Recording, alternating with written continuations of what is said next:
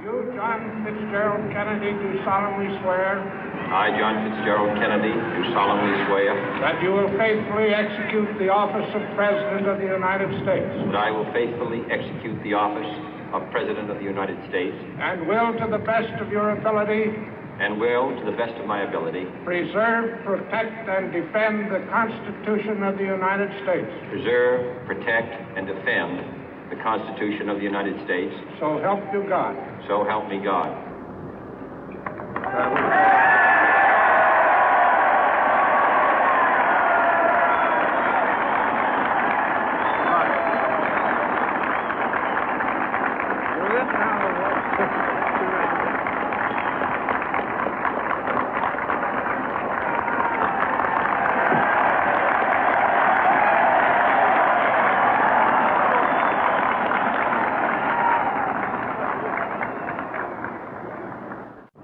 Vice President Johnson, Mr. Speaker, Mr. Chief Justice, President Eisenhower, Vice President Nixon, President Truman, Reverend clergy, fellow citizens.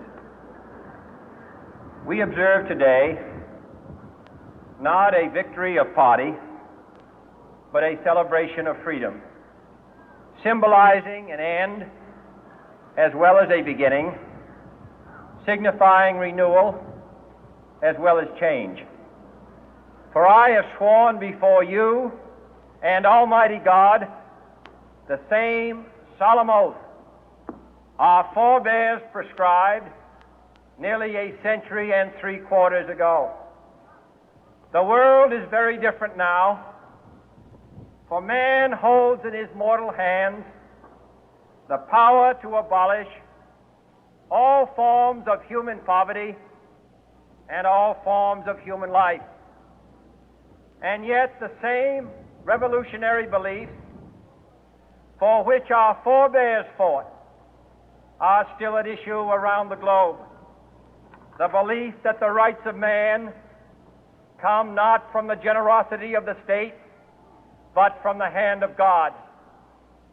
We dare not forget today that we are the heirs of that first revolution.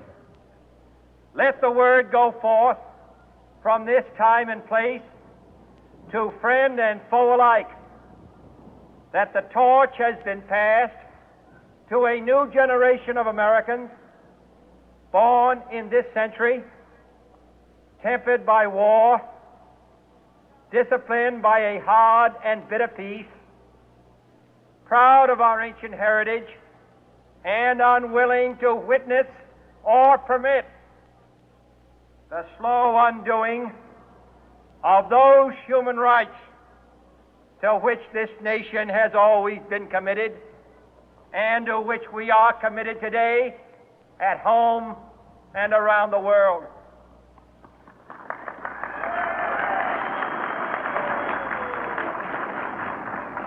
Let every nation know, whether it wishes us well or ill, that we shall pay any price, bear any burden, meet any hardship, support any friend, oppose any foe to assure the survival and the success of liberty.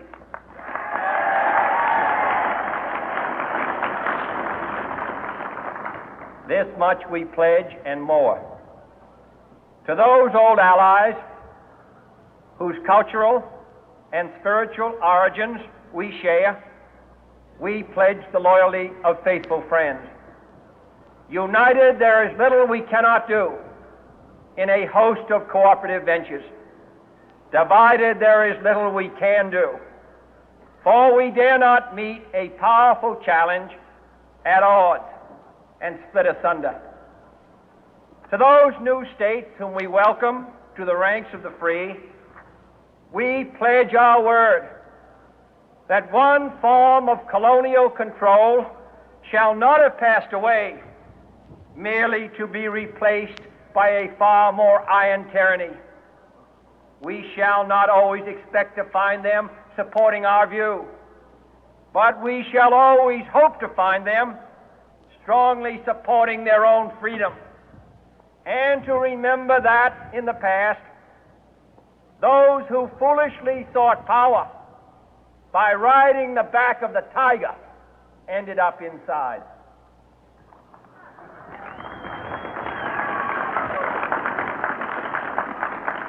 To those people in the huts and villages of half the globe struggling to break the bonds of mass misery, we pledge our best efforts to help them help themselves for whatever period is required, not because the communists may be doing it, not because we seek their votes, but because it is right. If a free society cannot help the many who are poor, it cannot save the few who are rich.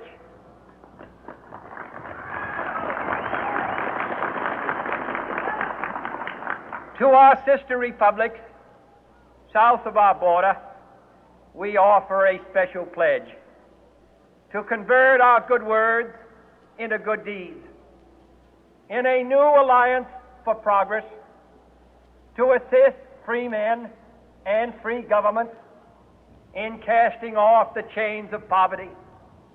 But this peaceful revolution of hope cannot become the prey of hostile powers.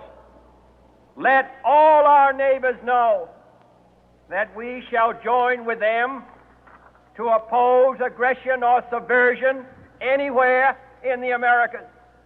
And let every other power know that this hemisphere intends to remain the master of its own house.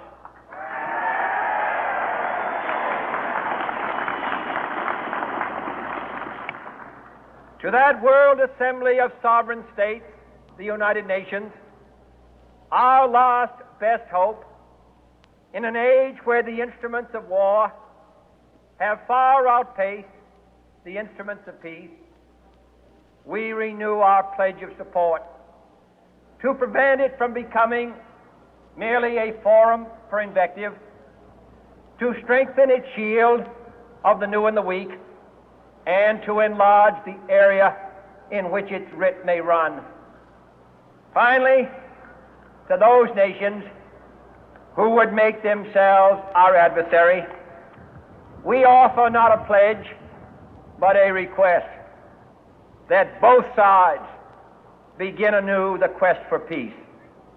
Before the dark powers of destruction, unleashed by science, engulf all humanity in planned or accidental self-destruction, we dare not tempt them with weakness, for only when our arms are sufficient beyond doubt can we be certain beyond doubt that they will never be employed.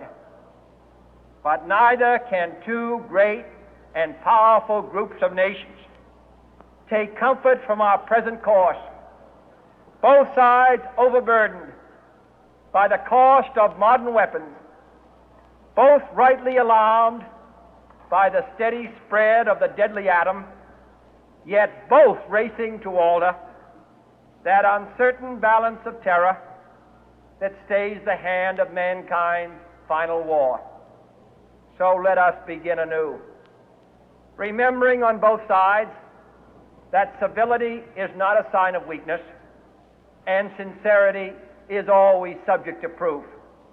Let us never negotiate out of fear, but let us never fear to negotiate.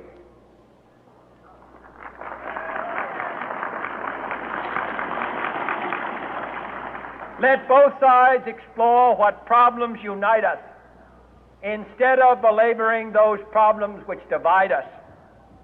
Let both sides, for the first time, formulate serious and precise proposals for the inspection and control of arms, and bring the absolute power to destroy other nations under the absolute control of all nations.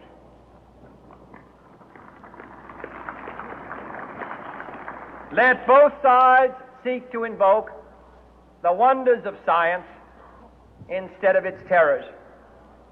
Together, let us explore the stars, conquer the deserts, eradicate disease, tap the ocean depth, and encourage the arts and commerce.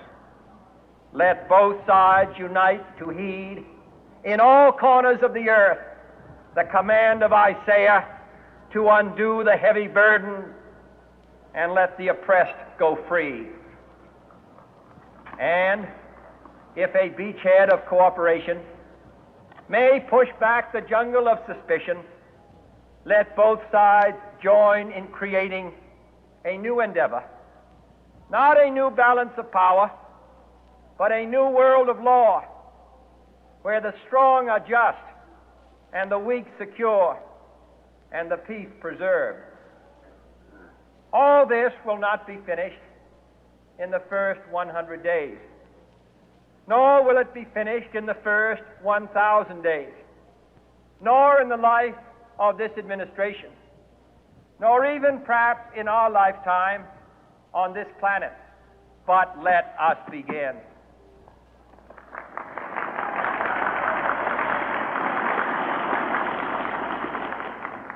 In your hands, my fellow citizens, more than mine, will rest the final success or failure of our course. Since this country was founded, each generation of Americans has been summoned to give testimony to its national loyalty. The graves of young Americans who answered the call to service surround the globe.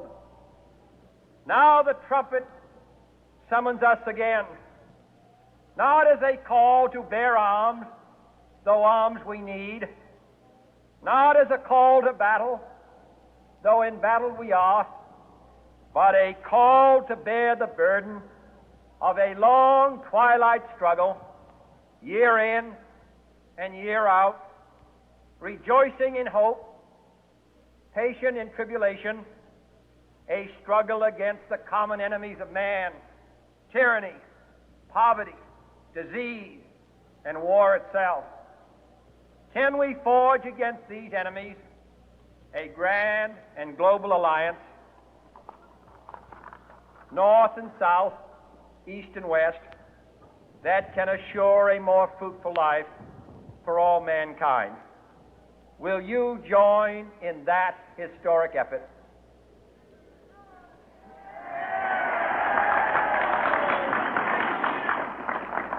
In the long history of the world, only a few generations have been granted the role of defending freedom in its hour of maximum danger. I do not shrink from this responsibility. I welcome it.